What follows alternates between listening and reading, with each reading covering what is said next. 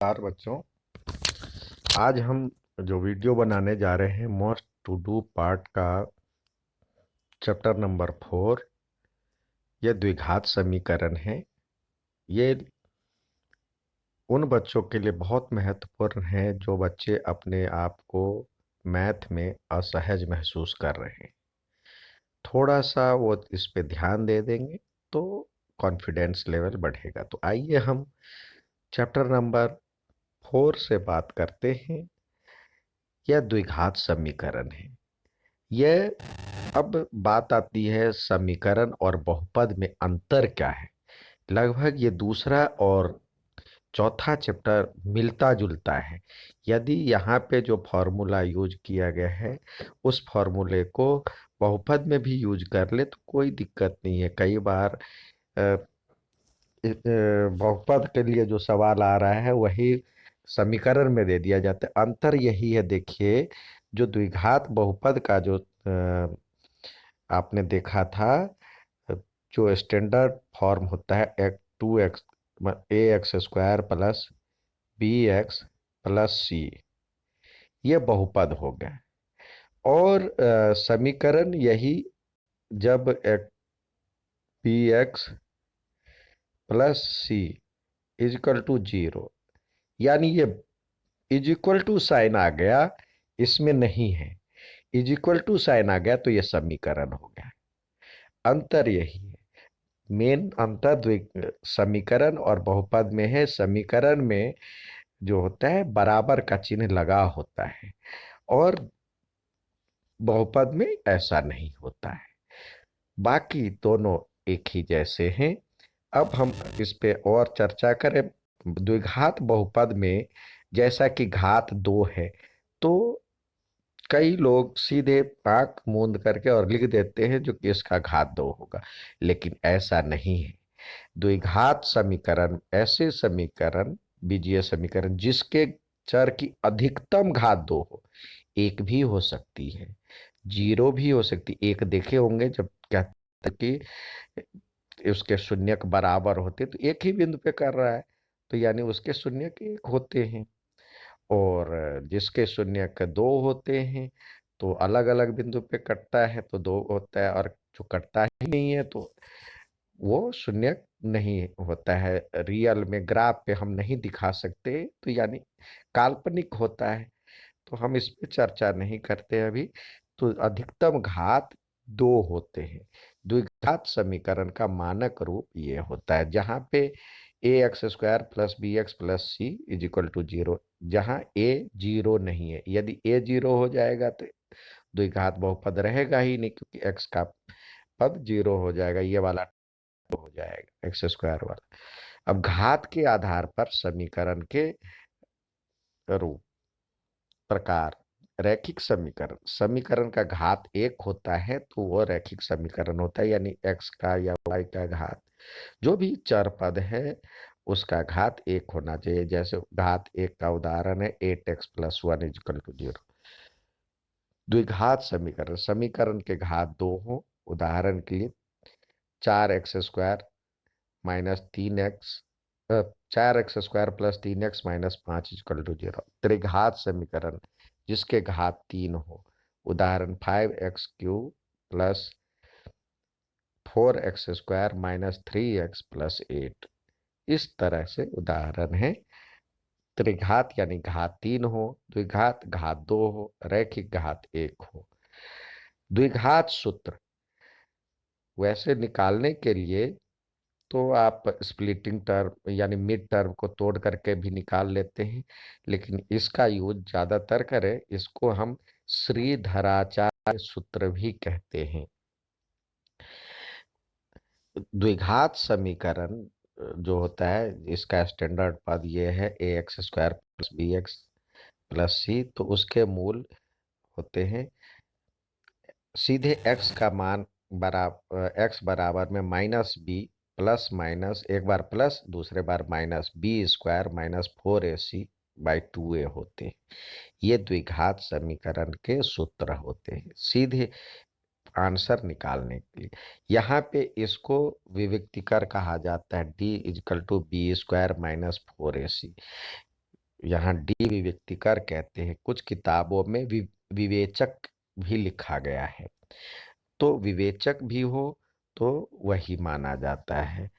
D equal to B² - 4AC। यहाँ पे बच्चे कंफ्यूजन करते हैं, कई बार पूछा जाता है डी का, तो ये डी आप उसको ये कुछ बच्चे जोड़ देते हैं समांतर श्रेणी से, तो उसमें डी छोटा डी का यूज किया गया है। अब प्रकृति पे बात करें तो डी को निकाल के ही मूलों की प्रकृति निकल जाती है।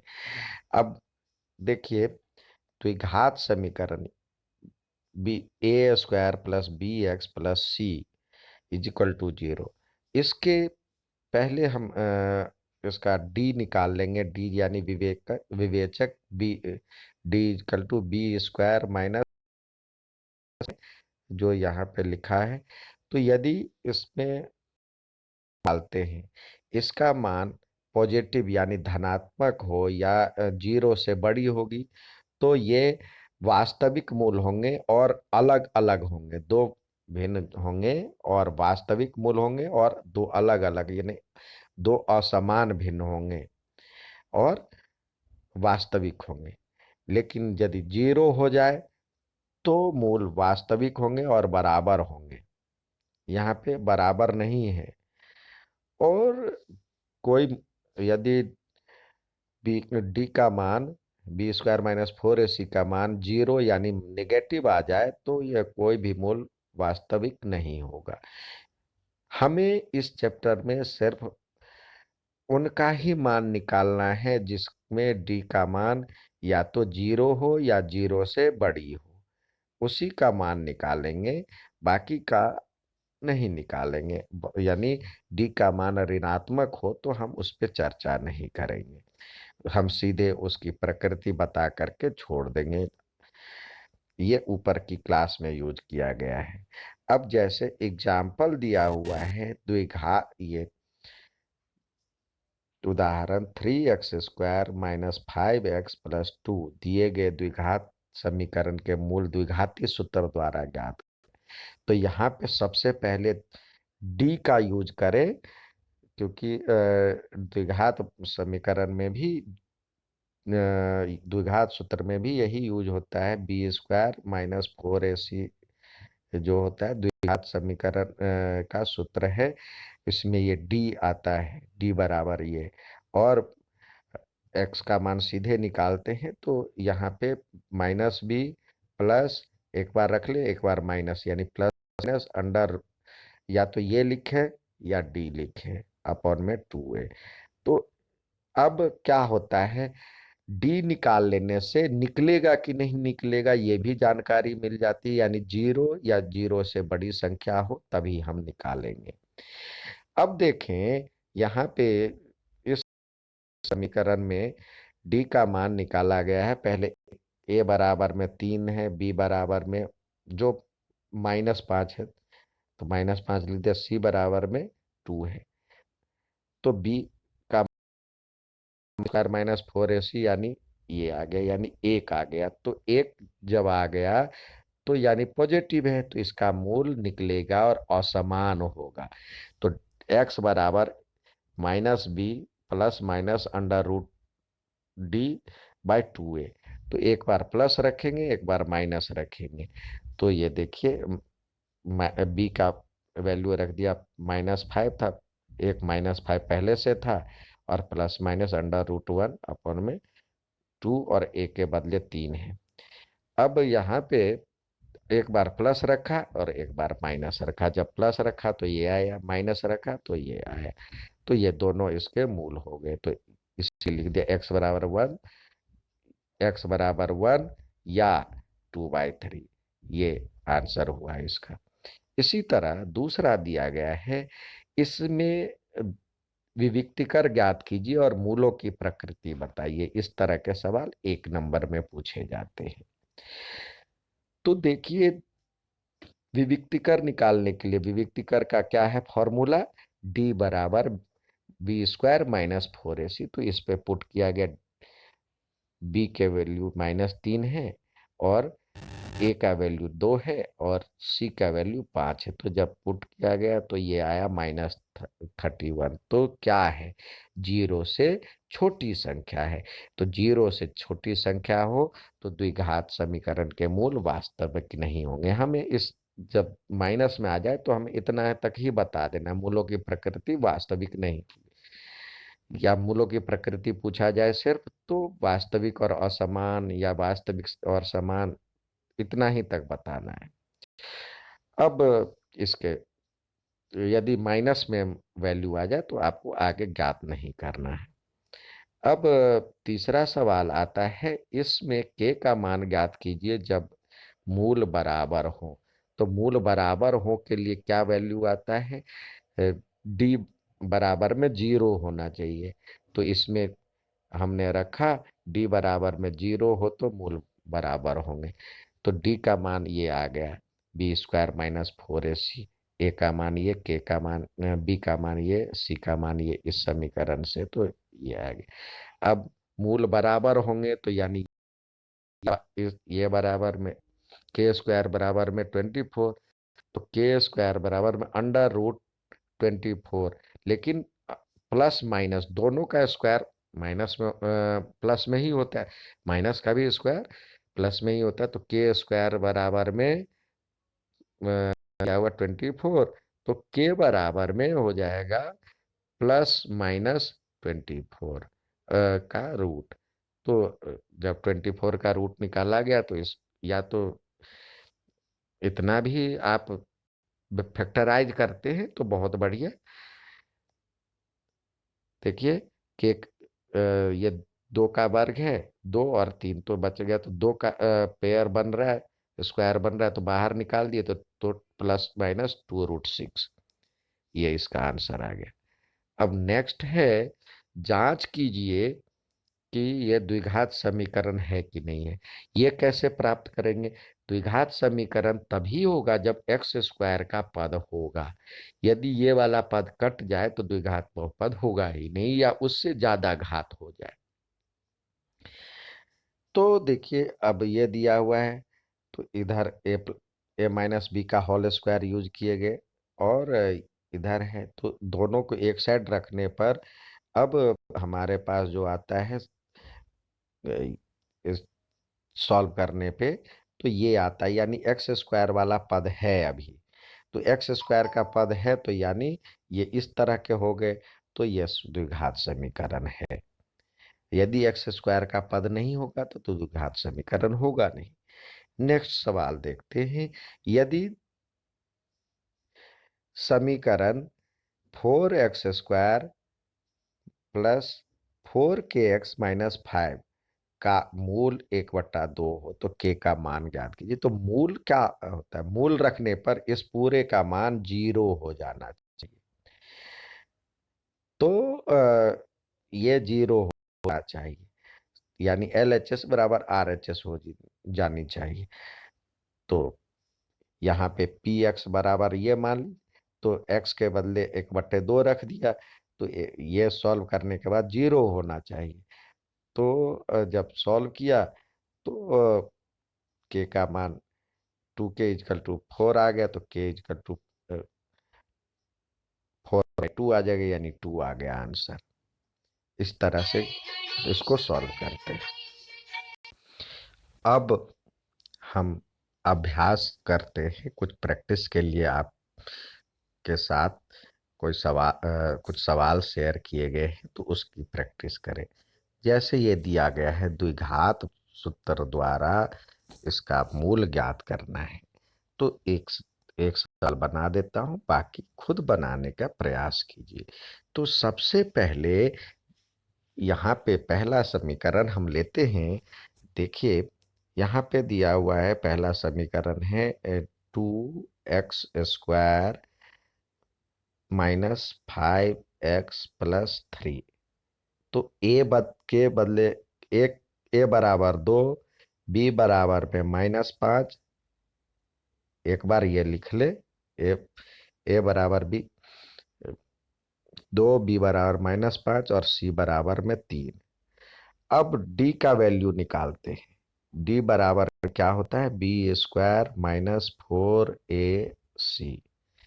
तो बी क्या है, यह -5 का वर्ग और 4। ए के बदले क्या है हमारे पास, 2 है। 4 × 2 और गुने ये 3, तो 5 का वर्ग क्या होगा, 25। और 4 दूनी 8, या 24, ये 24। ये -5 का भी वर्ग 25 ही होगा, वहां पे -25। अब इसका वैल्यू आ गया 1, यानी 0 से बड़ी संख्या है तो ये मूल निकलेगा। और मूल कैसा होगा, वास्तविक और असमान। ठीक है, तो मूल इसका निकलेगा।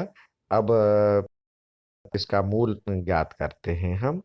तो क्या है, x बराबर में एक बार -b प्लस √d/2a, और एक बार x बराबर में -b और -√d/2a। अब रखिए, b के बदले -5 है तो -5, और इस एक अलग से -5 है, दो माइनस आ जाएगा। एक इसका है और एक b का वैल्यू ही है, और ये d का वैल्यू है आपके पास 1, और 2a, यानी एक के बदले क्या है, 2 है, तो यानी 2 × 2। तो इसको सॉल्व करेंगे तो क्या आएगा आपके पास, ये आएगा 5, -5 जो है, माइनस और -5 प्लस हो जाएगा, 5 प्लस, और ये 1 का √1/4, यानी 6/4।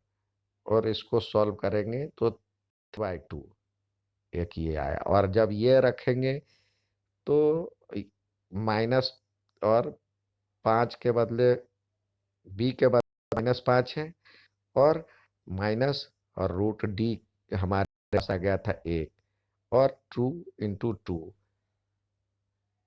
2 × 2, तो ये 5 आ गया, 5 में से 1 गया, और ये 4, तो 4/4, यानी 1 आ गया। तो क्या हुआ आपके पास, 3/2 और 1, x का वैल्यू। तो इसी तरह बाकी का भी आप निकालने का प्रयास करें।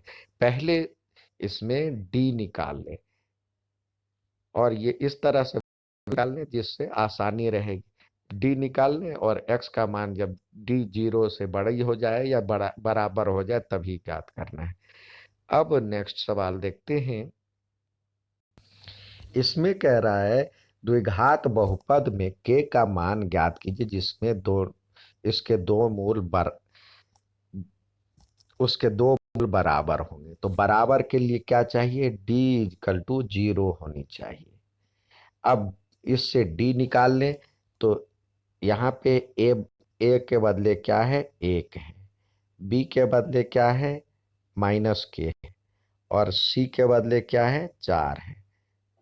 तो हम निकालते हैं, d का फॉर्मूला क्या होता है, b² - 4ac = 0 होनी चाहिए।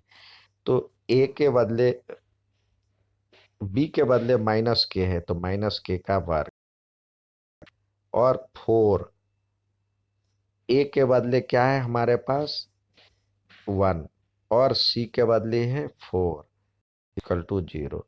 तो यहाँ -k का भी वैल्यू होगा, -k का भी वर्ग जो होगा प्लस में ही आता है, तो k², और ये 4 × 4 = 16 आ गया = 0। या तो a²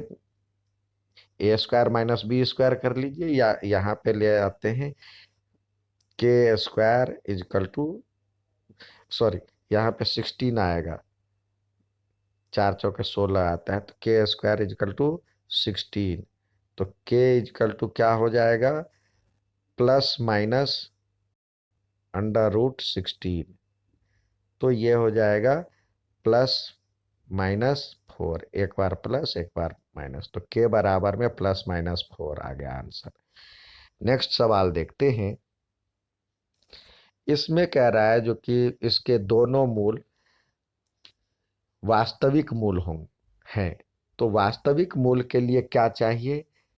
डी जो है वास्तविक के लिए ये चाहिए 0 से बड़ी।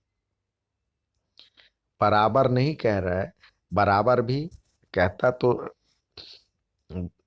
मूल समान होते तब तो बराबर का यूज करना है। ये वास्तविक के लिए ये यूज है। अब यहाँ पे भी ए के ए के बदले 2 हो गया, बी के बदले 3 है, बी बराबर में 3 और सी बराबर में है के। तो डी का फॉर्मूला क्या है हमारे पास? डी बराबर में क्या है? b² - 4ac ये होनी चाहिए इस तरह से। तो b² - 4ac। अब b की वैल्यू क्या है? 3 का स्क्वायर, 3 का वर्ग और 4। ए ए के बदले क्या है हमारे पास? ए के बदले है 2 और सी के बदले है के। और ये बड़ा होनी चाहिए, बड़ा या बराबर होना चाहिए। तो ये हो गया आपका 3 का वर्ग 9 -8 के। और ये 0 से बड़ी होनी चाहिए। अब यहाँ पे देखिए, ये हम बराबर की तरह ही यूज करें ये जो चिन्ह है। अब 9 ये होगा 8 के। तो यानी के जो होगा ये 9/8 हो जाएगा। उससे बड़ी होनी चाहिए या बराबर होनी चाहिए। ठीक है। सवाल है, जो दिए गए समीकरण है 2x² + ax + 3 में एक मूल दिया हुआ है 1 है, तो a का मान ज्ञात कीजिए। तो देखिए, ये 1 रखने पर ये इस पूरे समीकरण का मान 0 हो जाना चाहिए, यानी बराबर हो जाना चाहिए, जो RHS बराबर। तो 1 रख दीजिए यहाँ। इसको मान ले px बराबर में 2x² प्लस, या ऐसे ही सीधे रखें, आपके पास दिया हुआ है 2x² प्लस ax + 3 = 0 है। तो 1 बराबर में x बराबर में 1 रखने पर यहाँ पे लिख लें, समीकरण का मूल